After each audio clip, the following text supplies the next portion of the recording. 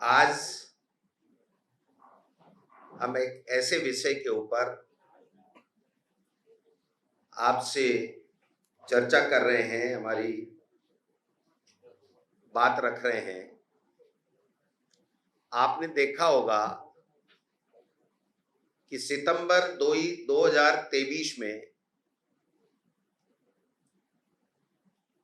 महिला आरक्षण के लिए नारी शक्ति वंदन अधिनियम एनडीए सरकार लेकर के आई थी और उसमें संवैधानिक जो संशोधन करने थे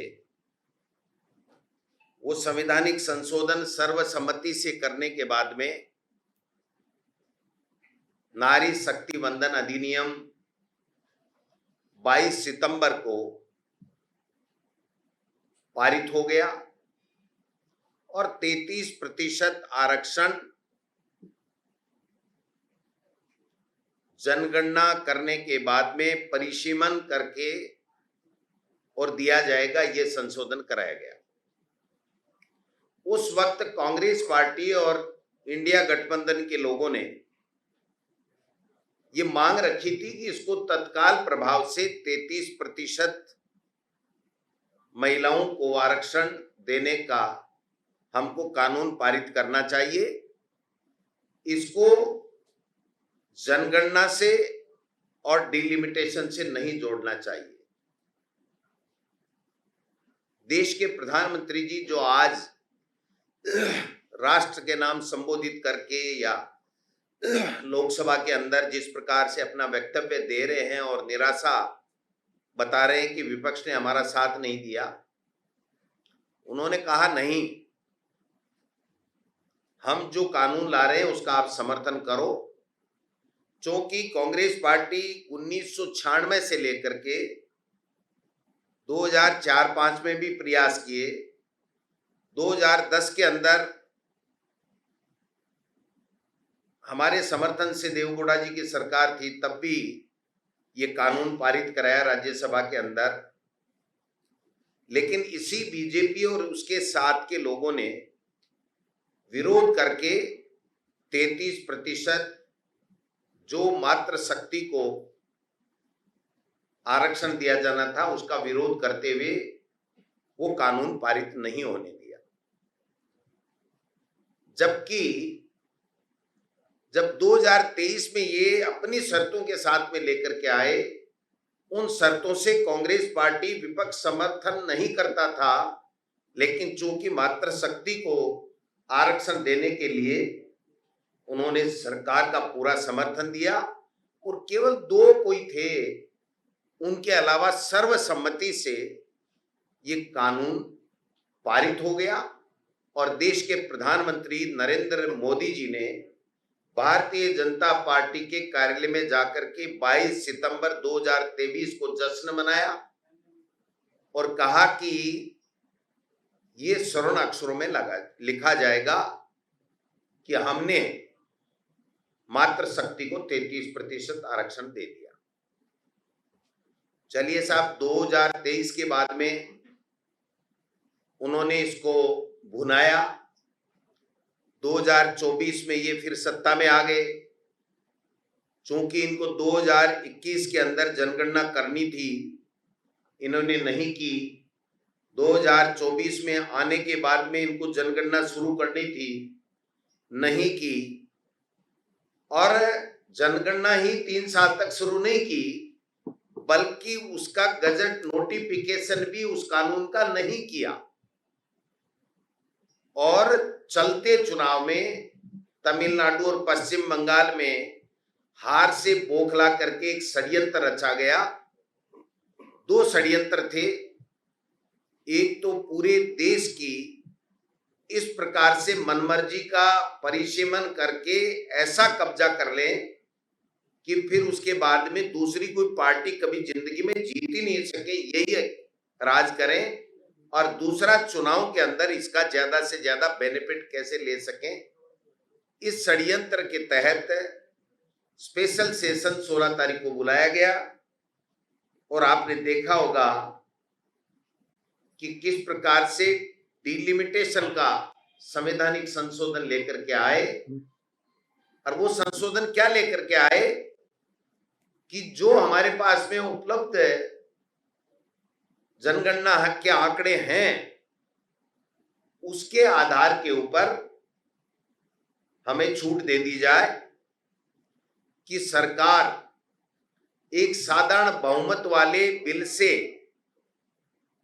पास करा करके मर्जी आए जैसे परिसीमन कर सके।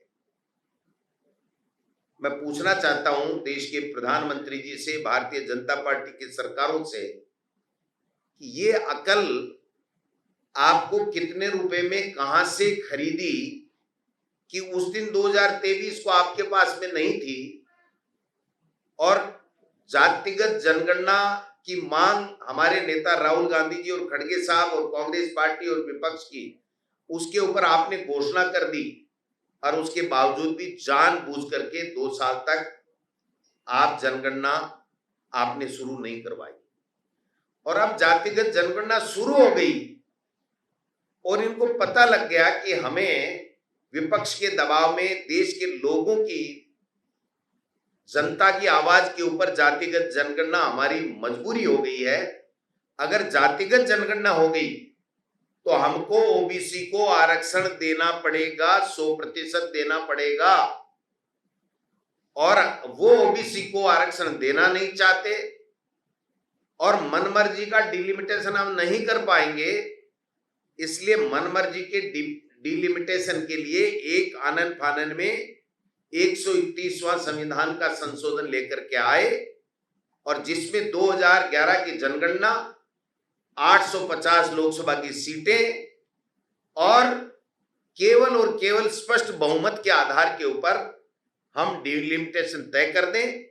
डिलिमिटेशन का जो चेयरपर्सन होगा वो ये नियुक्त करेंगे, मुख्य चुनाव आयुक्त तो इनका प्रवक्ता बीजेपी का बना हुआ है ही है, और ये लोग बाग मिलकर के लोकसभा अध्यक्ष इनका है ही है, अधिकतर विधानसभाओं में इनके शासन है ही है, विधानसभा अध्यक्ष इनके हैं ही हैं। तो जो भी उस परिसीमन आयोग के अंदर जो मनोनयन किया जाएगा वो इनकी मर्जी से किया जाएगा, और उस मर्जी से बना करके इस देश के पूरे का भूगोल चेंज कर दें, और इतनी सीटें जहां पर इनका बहुमत है वहां पर इतनी सीटें बढ़ा दें कि हमें साउथ के स्टेट की या दूसरे छोटे मोटे स्टेट की आवश्यकता ही नहीं पड़े। और जो असम और जम्मू कश्मीर में इन्होंने परिसीमन किया, वैसा गंदा परिसीमन, वैसा असंवैधानिक परिसीमन, अपारदर्शी परिसीमन ये पूरे देश में कर करके देश की संस्थाओं पे कब्जा कर लिया, और इसके ऊपर, इसके आधार के ऊपर वो मर्जी आई जैसे परिसीमन करके और अपने लिहाज से सीटें बना करके देश में सत्ता में कायम रह जाएं। और जहां 2-3 स्टेट जहां ये सीटें बढ़ जाएं वहां पर आनन फानन में रेवड़ियां बांटो, कुछ भी करो, पैसे दो, लुटाओ खजाना देश का। जिन स्टेट से टैक्स का रेवेन्यू कलेक्शन आता है उन स्टेट्स की जरूरत ही नहीं है इनको, और पूरे देश के 80% इलाके का जो टैक्स का पैसा, 80% पैसा आता है वो लुटा करके 20% 4 स्टेट्स में लुटाओ, और वहां से सांसद जिता करके पुनः देश की सत्ता के ऊपर काबिज हो जाओ। ये जो षड्यंत्र किया गया है, मैं समझता हूं कि इस षड्यंत्र को हमारे इंडिया गठबंधन के साथियों ने पहचाना और स्पष्ट सवाल पूछा कि आप मौजूदा 543 के ऊपर आप 33% आरक्षण क्यों नहीं देना चाहते? आप 2026 में जनगणना थी, आपने डिले क्यों की? और अब भी अगर आप जातिगत जनगणना कर रहे हो तो जातिगत जनगणना और जनगणना के आंकड़े आने के बाद में परिसीमन आयोग बना करके आप इन माता बहनों का, जो नारी, जो आदि आबादी हमारी, उसको आप आरक्षण क्यों नहीं देना चाहते हो, ये बता दीजिए। इसके ऊपर रोना धोना चालू हो गया। बेशर्मी की तो हद तब हो गई जब हमारे देश का प्रधानमंत्री चलते चुनाव में इस तरह की बातें करे और उसके बाद में राष्ट्र के नाम संबोधन, और वो भी इतनी निम्न स्तर की भाषा का प्रयोग करते हुए, और चुनाव को प्रभावित करने के लिए आंखों में पानी ले आए कि मैं इतनी माताओं की इज्जत करता हूं, नारियों की इज्जत करता हूं, और मैं ये नहीं करा पाया, मैं माफी चाहता हूं, मैं क्षमा मांगता हूं। देश के प्रधानमंत्री जी, आप मुझे बताइए, कांग्रेस पार्टी को बताइए, देश के लोगों को बताइए कि आपने 22 सितंबर 2023 को ये बिल पारित करने के बाद में आप लगातार सत्ता में हैं, आपने जनगणना क्यों नहीं चालू करवाई, लेट क्यों कराई? आप ये बताइए कि इस 22 सितंबर 2023 के जिसमें 33% आरक्षण मात्र शक्ति को मिलना है, उसमें आपने गजट नोटिफिकेशन 15 तारीख को रात को क्यों किया? किसी संविधान विशेषज्ञ ने इनको बताया कि आप संविधान संशोधन लेकर के उस एक्ट के लिए ला रहे हो जिस एक्ट का अस्तित्व ही नहीं है। जब इस एक्ट का अस्तित्व ही नहीं है तो संशोधन किस बात का लेके आ रहे हो? वो तो कानून ही नहीं बना, और जब कानून ही नहीं बना तो उसमें संशोधन हो ही नहीं सकता। तो रात को 11 बजे उन्होंने गजट नोटिफिकेशन किया। चलिए, मजबूरी में किया, लेकिन हो गया। अब रोना धोना किस बात का है? आपका जनगणना का जो रजिस्ट्रार जो पूरे देश का है, वो ये कह रहा है कि हम मार्च 2027 में जनगणना के आंकड़े उपलब्ध करा देंगे अधिकृत रूप से। तो 2027 से 2029 के बीच में 2 साल है। आजकल सब कुछ डिजिटल है, जातिगत जनगणना भी आ जाएगी, परिसीमन आयोग बना दीजिए, 33% आरक्षण, ओबीसी, एससी, एसटी सबका 33% आरक्षण दे दीजिए। आप ये इस तरीके से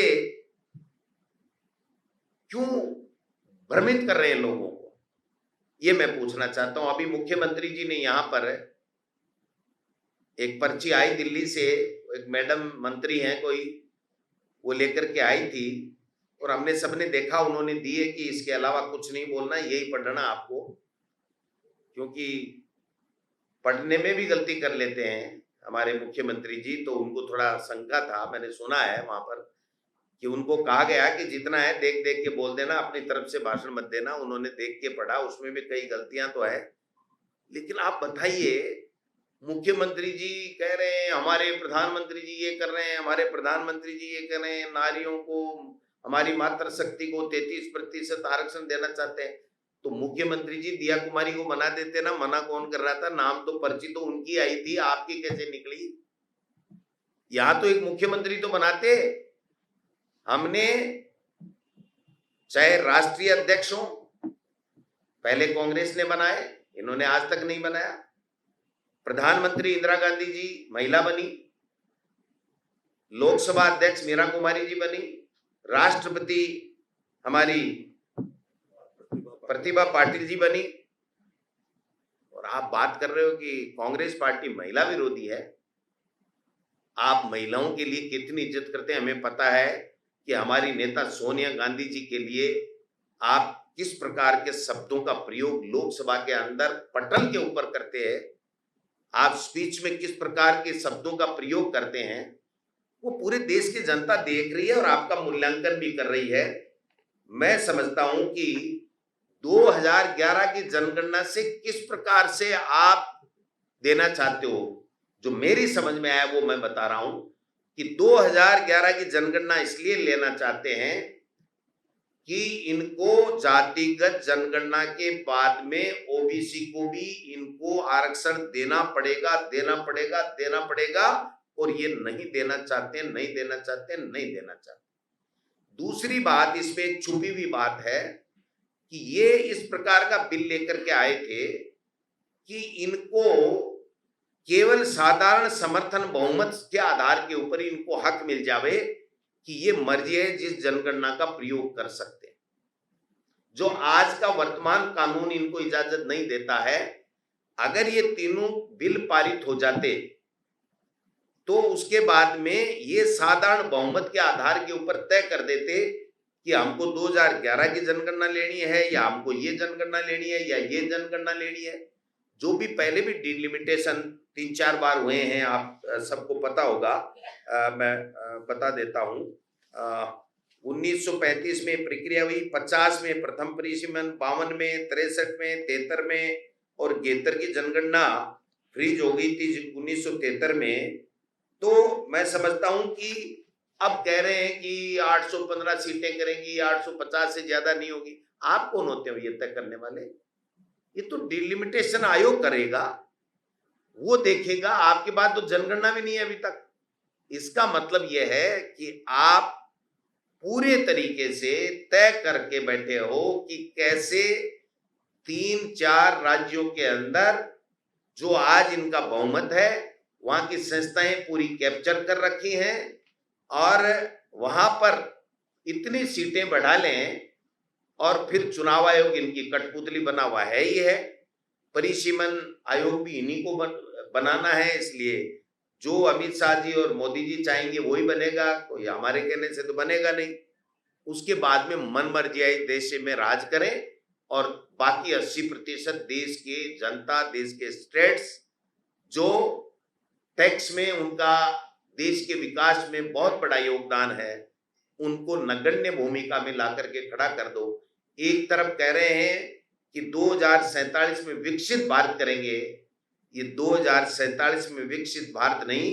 अगर ये बिल पारित हो जाते तो ये 3 और 4 स्टेट के अलावा, जैसे देश के प्रधानमंत्री मणिपुर में 3 साल में नहीं गए, वैसे किसी स्टेट में आगामी 30 साल में भी ये नहीं जाते, क्योंकि उनको लेना देना ही नहीं है। 10, 20, 50, 150 बैठे रहेंगे कोने में। इनको तो जो करना है वो यहीं उत्तर प्रदेश, बिहार में यहीं कर आके और रेवड़ियां बांट करके संस्थानिक संस्थाओं पर, संवैधानिक संस्थाओं पे कब्जा करके कर लें। तो मुख्यमंत्री जी को मैं दोष ज्यादा इसलिए नहीं देता कि उनको तो जो है वो एक पर्ची आई और पढ़नी पड़ी, और एक हमारी बहन मंत्री भी थी कोई आई बताई, उन्होंने तो पता ही नहीं क्या क्या कह दिया कि मेरे तो मकान ही बनवा दिए। मकान की क्या बात कर रहे हो, आपको तो मंत्री बना दिया ना। मकान बना दिए कि मेरे छप्पर था, मेरे मकान बना दिया मोदी जी ने। मोदी जी हैं, वो तो देश के प्रधानमंत्री हैं, बना सकते हैं, लेकिन इससे आम 50% आबादी का भला कैसे हुआ, ये मैं पूछना चाहता हूं। वसुंधरा जी का जो हाल कर ही रखा है, सबको पता ही है, मातृशक्ति का। दिया कुमारी जी को बोलने नहीं दिया, बताया आज। अब आप बताओ, आपकी मुख्यमंत्री है और आप बराबर में बैठा रहे हो, और बराबर में बैठा करके नमस्ते राम राम यही करने का मौका नहीं दे रहे हो मीडिया के सामने। किस मातृशक्ति की इज्जत की, किसके अधिकारों की बात कर रहे हो?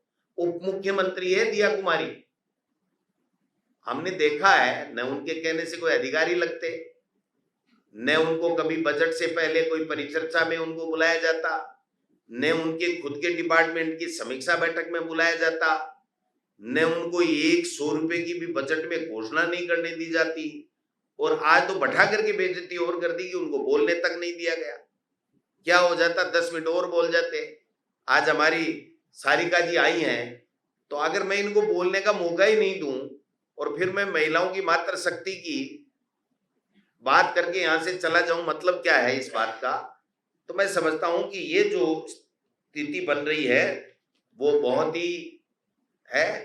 देश के लोगों ने इस बात की खुशी मनाई है कि ये जो पूरे देश का बंटाढार करना चाहते थे, वो बंटाढार इंडिया गठबंधन के लोगों ने बचा लिया। इस देश में आग लग जाती, नफरत फैल जाती, और जो साउथ के स्टेट्स हैं उन्होंने तो कितना खतरनाक अल्टीमेटम दिया था। इन्हीं के नेता जब 2010 का उठा लो, 5 का उठा लो, बाद का उठा लो, जब जब भी महिला आरक्षण का बिल आया, तब चाहे जेटली जी ने बोला, सुषमा स्वराज जी ने बोला, लोकसभा के अंदर हमारे आज उत्तर प्रदेश के मुख्यमंत्री योगी जी ने बोला, इन्होंने कहा ये साधारण मुद्दा नहीं है, ये देश का मुद्दा है, एक पार्टी का मुद्दा नहीं है। सबका समर्थन, सर्वसम्मति बनानी जरूरी है। यही जेटली जी ये कहते थे कि ऐसे नहीं कर सकते आप, और आज वो जेटली जी भी गए, उनकी बात की भी कोई नहीं। वाजपेयी जी ने जो बयान दिया उसका भी इनके कोई महत्व नहीं है, और दूसरे नेताओं ने जो बोला उसका भी नहीं। योगी जी तो मुख्यमंत्री हैं, और मुख्यमंत्री का आज मैं देख रहा था, अखिलेश यादव जी की पीसी थी, उसके अंदर उन्होंने चलाया था उनका बयान कि नहीं, ऐसे कैसे कर सकते हो आप, सर्वसम्मति बनाओ, ये देश का मुद्दा है, ये कोई पार्टी का मुद्दा नहीं है। और आज कह रहे हैं कि हमारी पार्टी का मुद्दा है। मैंने, मोदी जी ने और अमित शाह जी ने तय कर लिया, बीजेपी भी चुप रहो। इनके 14 सांसद तो इनके साथ में रहे नहीं, वोट देने ही नहीं आए। आप देखिए, एनडीए गठबंधन के 14 लोग तो वोट देने नहीं आए इनके समर्थन में, और ये बात कर रहे हैं। इन्होंने कौन सी सर्वदलीय बैठक बुलाई, कब इन्होंने कांग्रेस से चर्चा की? मर्जी है जैसे कह दिया मैं आधे घंटे में प्रस्ताव ला दूंगा। आधे घंटे में तो इस्तीफा होता है। मोदी जी का इस्तीफा दिला दो, देश भी आराम पाएगा, मातृशक्ति को भी उसका हक मिल जाएगा, निश्चिंत मान के चलिए। अगर इनको देना ही था, इनकी मंशा ठीक होती, तो 2021 से जनगणना पेंडिंग थी। ये जिस दिन ये बिल 2023 22 सितंबर को पारित कराया था, उस बिल के अंदर इनको ये शर्त दोनों डालनी ही नहीं थी। और अगर आज भी इनको संशोधन कराना था तो उन दोनों शर्तों को खत्म कर देनी चाहिए थी ना, और 33% एज इट इज के ऊपर 33% दे दो। कांग्रेस पार्टी और इंडिया गठबंधन तो आज भी कह रही है कि आज ही घोषणा करो आप, और कल लेकर के आओ बिल। 1 घंटे में लोकसभा और राज्यसभा में सर्वसम्मति से पारित हो जाएगा कि जो वर्तमान है उसके अंदर 33% नारियों को, हमारी माता बहनों को, मातृशक्ति को आरक्षण दिया जाता है। ये तो राजीव गांधी था जिसने पंचायत राज नगर निकाय के अंदर ओबीसी को भी दिया और महिलाओं को भी 33% आरक्षण दिया, और आप लोगों ने, इसी बीजेपी ने विरोध भी किया था। और आज यहाँ राजस्थान के अंदर कितनी 33% नगर निकाय के लगभग 305 नगर निकाय हैं, और 14,000 के लगभग हमारी ग्राम पंचायतें हैं, हमारे 40 जिला हैं, और पंचायत समितियां हैं। उनके अंदर प्रधान 33%, जिला प्रमुख, चेयरमैन, वार्ड पार्षद, पंचायत समिति, जिला परिषद बन जाते। 1.5 साल से कुंडली मारे क्यों बैठे हो भाई, क्यों बैठे हो आप बताइए ना।